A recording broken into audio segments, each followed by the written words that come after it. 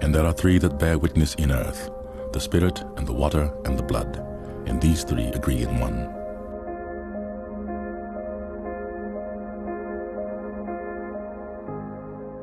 On January 6th, 1982, at 2 o'clock in the afternoon, I broke into a chamber beneath the Calvary escarpment, north of the city wall of Jerusalem. In that chamber is the Ark of the Covenant, the table of showbread, and several other things that I didn't see. They were covered with animal skins, with boards, and then with stones. We found the cross hole. If you read in the book of Matthew and the Gospels where it talks about Christ's death, it says the earth shook violently and the rocks were rent. Right to the left of the cross hole, at the base of where Christ died on the cross, the rock was rent. After Christ died, and the centurion stuck his spear into Christ's spleen, and the blood and water came out, it went down through that crack. It went on to the mercy seat of the Ark of the Covenant that God had arranged to be hidden in that chamber 600 years before Christ died. The Ark of the Covenant is a secret gold-covered object known to the Jews, Christians, and also the Muslims. It has also been made known to a wider audience by being depicted in various movies. The oldest text written about it is the Torah, found in the Jewish Tanakh and in the Old Testament of the Bible. It tells us about the supreme God, the one who claimed to be the creator of planet Earth. He wrote 10 laws on 2 tables of stone. These stones were then placed into a gold-covered chest. The chest itself was then closed with a seat or lid with 2 cherubims, one on each side of the lid. The ark was used for 2 different purposes. It was above this seat the creator of the earth would manifest himself, as the law and the ark functioned as a throne for the creator. Secondly, it was put into a sanctuary system along with other holy objects.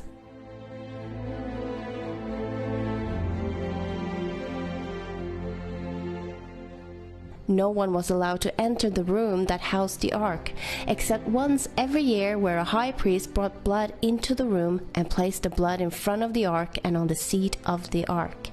This signified how the people's transgressions against the law in the ark had been brought to justice, by a substitute's blood being brought before the throne.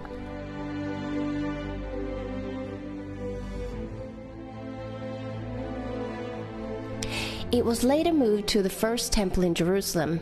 Sometime before the Babylonians besieged the city and destroyed the temple, it is assumed that it was hidden or that it disappeared.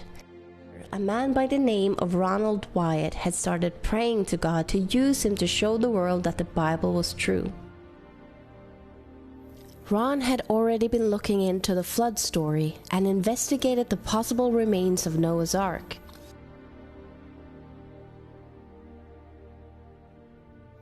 He was also studying the Israel exodus from Egypt and the location where they could have crossed the sea.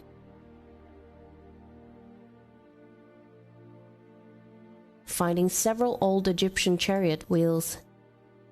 It was on one of the diving trips he ended up traveling by Jerusalem on his way home. He was walking along the cliff face with a new acquaintance when his hand suddenly went up on his own, and his hand pointed to a place where some debris and trash was lying in front of the cliff. Without understanding why or how, he heard himself say, "There is Jeremiah's grotto, and the Ark of the Covenant is there."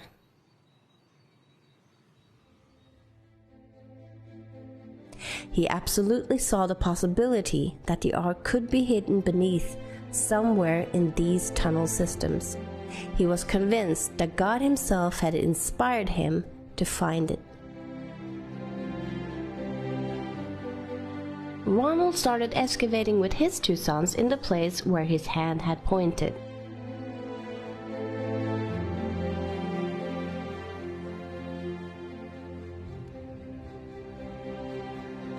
As As they started excavating, he quickly found 3 niches in the cliff face. Ron thought that perhaps they could be niches that were meant to hold signs, coming from the Roman period. After all, Golgotha was close to the main road at the time of Jesus, and this could have been where Jesus was crucified. The well-known quote of Quintilian explains, "Whenever we crucify criminals, very crowded highways are chosen so that many shall see it and may be moved by fear of it, because all punishment does not pertain so much to revenge as to example."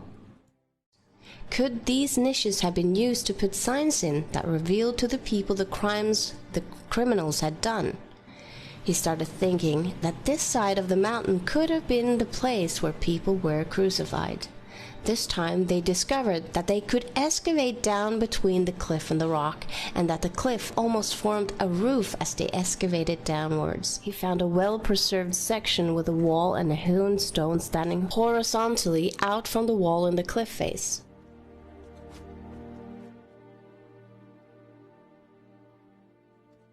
A few feet in front of it, he noticed a square rock that didn't look like a natural-shaped rock.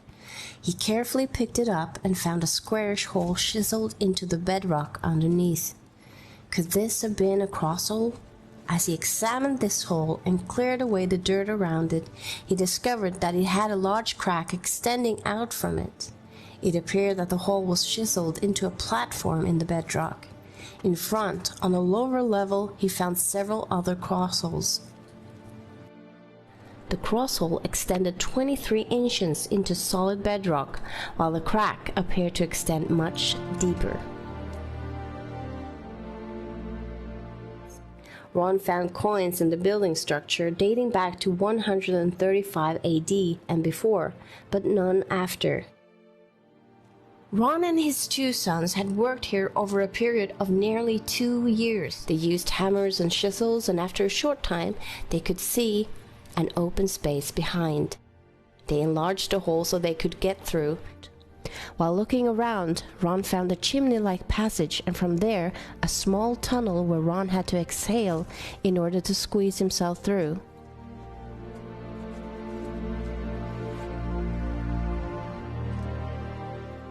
He then noticed a stalactite about 16 inches long in front of the cliff wall.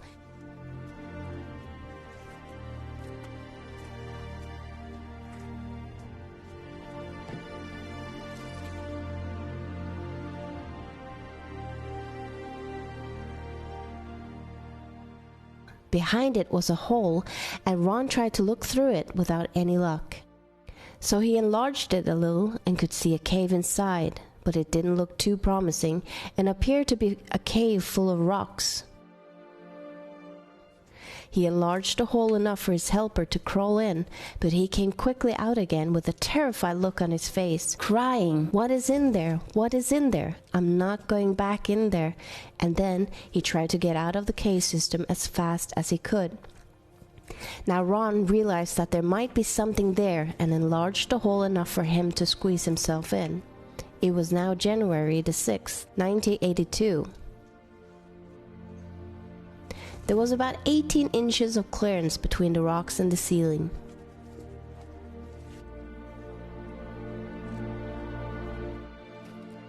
Ron started shining his flashlight down through the rocks to see if there was anything underneath. He saw some dry, rotten timbers, and under it some dry, rotten animal skins that turned into powder when he touched it. He then saw something reflecting back, something shiny and golden. At first he thought it could be the Ark of the Covenant, but when removing the animal's skin, he saw a gold-veneered table with a raised molding around the side, which consisted of an alternative pattern of a bell and a pomegranate. Ron felt sure this had to be from the first temple, or the missing tabernacle furniture, and could be the original table of showbread. He then started to investigate the chamber more closely and looked around. He used his light and noticed a crack in the ceiling. Climbing closely to the rocks to the rear of the chamber, he saw a stone case right underneath the crack. It had a flat stone top which was cracked in two, and a smaller section moved to the side, creating an opening into the stone case. But the top was too close to the ceiling for him to be able to look inside it. He noticed a black substance in the crack above it, and some more of the black substance on the edge of the lid, leading into the box. The crack in the ceiling was directly above the cracked part of the lid, where it was open, and some of the black substance had to have fallen into the case. It was at this time, as Ron recalls, as the instant realization of what had happened here dawned on him, that he passed out.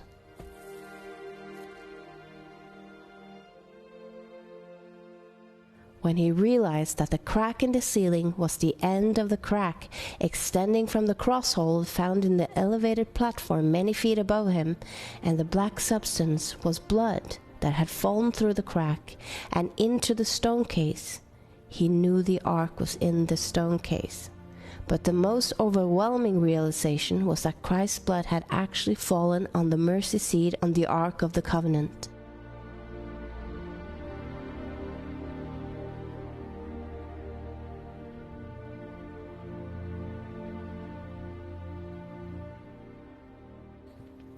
Ron was passed out for some time.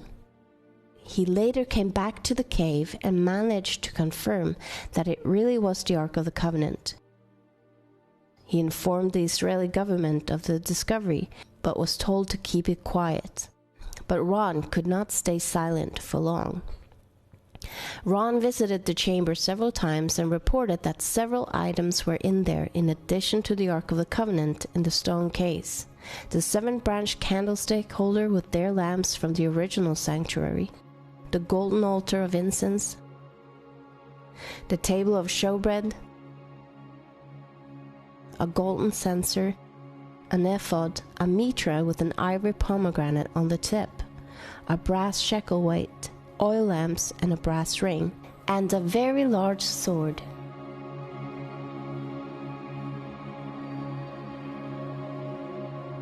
Ron had a laboratory in Israel analyze the blood remains he had found in the crack and on the mercy seat of the ark. The results shocked them beyond anything.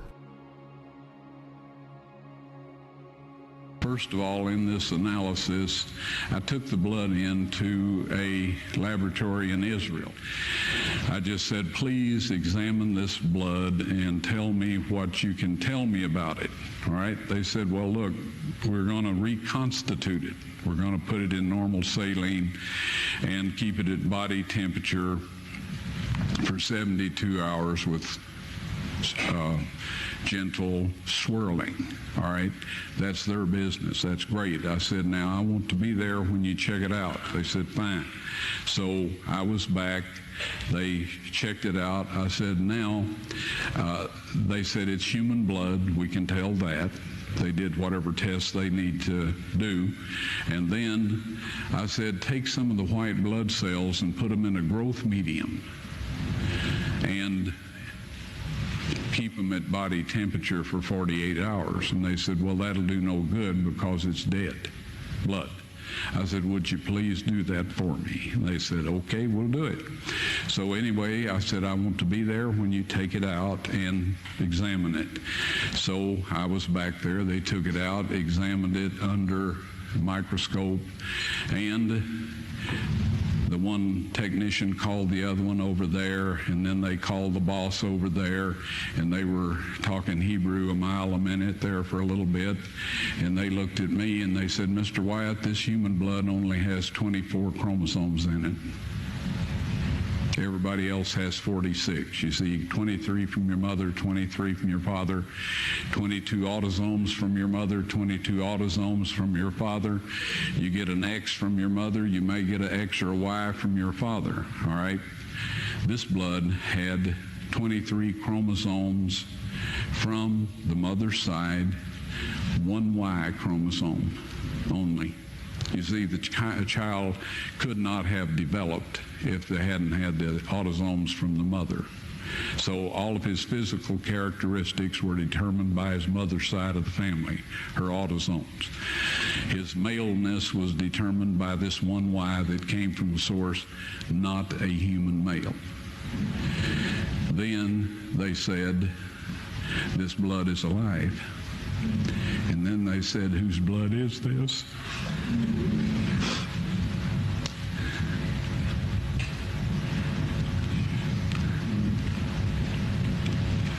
I said, it's the blood of your Messiah.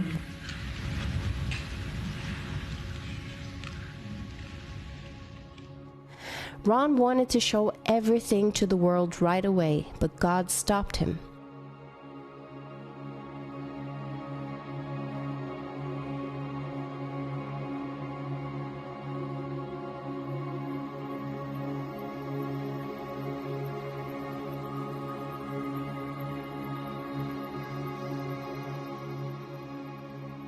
On his fourth visit, the chamber and tunnel were all cleared up and the furniture arranged in their order. Ron instantly felt the presence of angels in the room, and he saw 4 angels, 2 standing on each side of the ark. They told him they were assigned to protect the ark, and then they told Ron to put his camera on a tripod and film.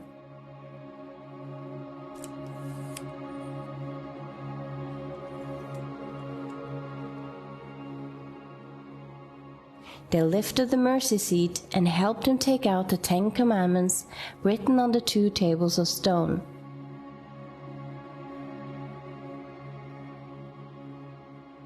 Ron then held them, showing them to the camera. They then told Ron when God had planned to show this to the world, at God's appointed time. When national Sunday laws are made at force, shortly after that, they will be shown to the world. Ron instantly knew what the angel meant, as he had studied the topic beforehand. The angel was talking about the enforcement of the mark of the beast, mentioned in Revelation 13 and 14 as the last deception and test coming over the world before Christ's second coming. Ron died in 1999 without seeing it fulfilled.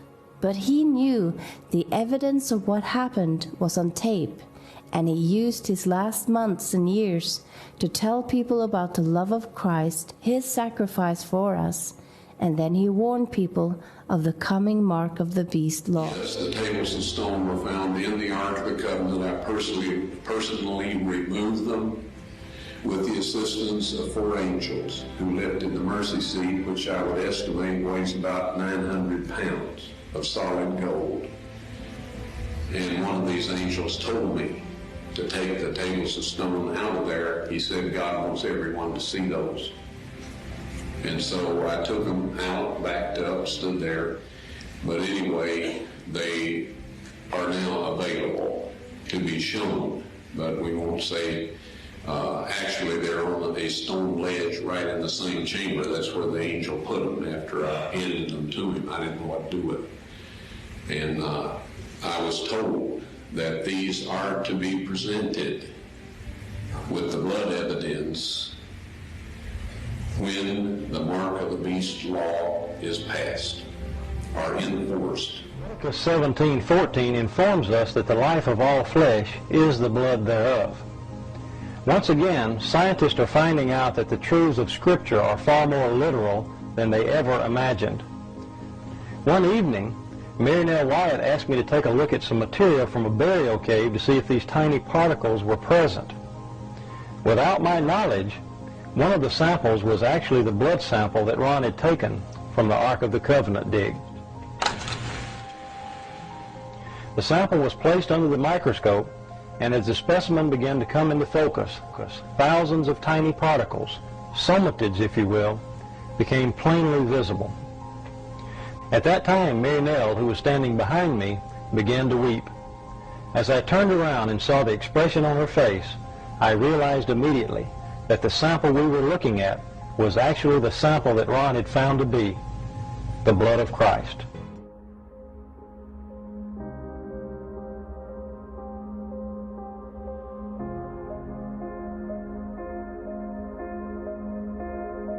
Then saith he to Thomas, Reach hither thy fingers, and behold my hands, and reach hither thy hand, and thrust it into my side, and be not faithless, but believing. And Thomas answered and said unto him, My Lord and my God. Jesus saith unto him, Thomas, because thou hast seen me, thou hast believed.